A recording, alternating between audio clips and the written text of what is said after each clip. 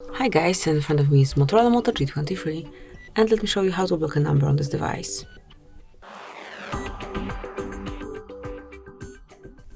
So first of all, you need to open your phone dialer and go to contacts.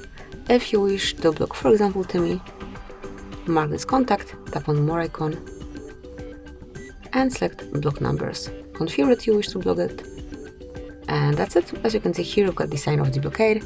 Obviously, whenever you want to release the blockade, just perform the same action. So more,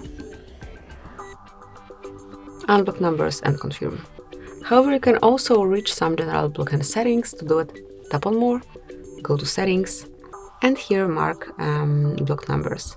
Now you can block all unknown colors if you wish, and also add some particular number manually by yourself. So just click on add a number and provide it here.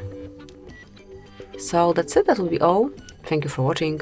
Please subscribe our channel and leave the thumbs up.